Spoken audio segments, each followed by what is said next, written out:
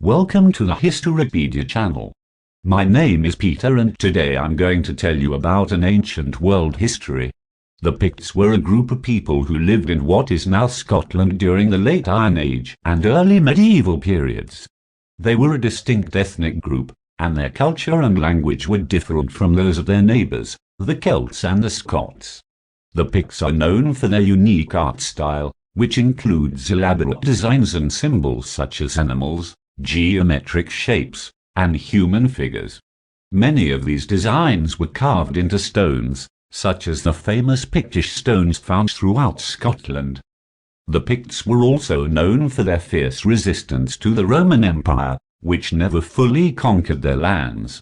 Later, they were able to maintain their independence from the Kingdom of Scotland until the 9th century, when they were finally absorbed into the larger Scottish culture. Unfortunately, much of the history of the Picts has been lost over time, and there is still much that is not known about their culture and way of life. However, archaeological and historical evidence continues to shed light on this fascinating and enigmatic people.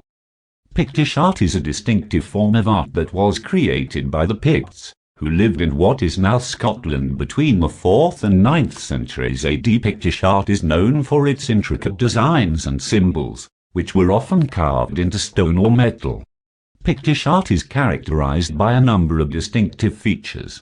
One of the most common motifs is the Pictish beast, a stylized creature that is usually depicted in profile and has a long, flowing mane.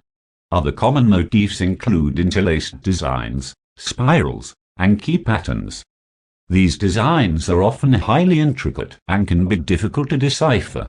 Pictish art is most commonly found on carved stones, known as Pictish stones, which are found throughout Scotland. These stones were used for a variety of purposes, including as grave markers, boundary markers, and religious monuments. Many Pictish stones also feature inscriptions in the Ogham or Pictish languages, although these are often difficult to interpret. One of the most famous examples of Pictish art is the Aberlemno stone, which is located in Angus, Scotland. This stone features a number of Pictish symbols, including a serpent, a mirror, and a comb. Other famous examples of Pictish art include the Nig stone, the Hilton of Cadboll stone, and the Dewbulling cross. Despite the fact that Pictish art is over 1,000 years old, it continues to fascinate and inspire artists and designers today. Its intricate designs and mysterious symbols continue to capture the imagination and provide a glimpse into the rich and complex culture of the ancient Picts. The Picts were one of the most formidable opponents that the Roman Empire faced in Britain. The Roman historian Tacitus described the Picts as a fierce and warlike people who resisted Roman attempts to conquer their territory. The Romans first encountered the Picts in the 1st century AD, when they began to expand their empire northward into what is now Scotland. The Picts were able to resist Roman incursions into their territory, and the Romans were never able to fully conquer their lands. The most famous Pictish victory over the Romans occurred in the early 3rd century AD, when a Pictish army led by a warrior queen named Boudica defeated a Roman army led by the governor of Britain. The exact details of this battle are not known, but it is believed to have taken place somewhere in the north of England. Despite their fierce resistance, the Picts were eventually forced to make peace with the Romans. In the 3rd and 4th centuries AD, the Romans built a series of defensive walls, including Hadrian's Wall and the Antonine Wall, to protect their territory from Pictish raids. However, the Picts continued to be a thorn in the side of the Roman Empire, and their resistance helped to weaken Roman control over Britain. After the collapse of the Roman Empire in the 5th century AD, the Picts were able to maintain their independence and become one of the dominant powers in Scotland. The collapse of the Pictish culture is a complex historical event that is still not fully understood.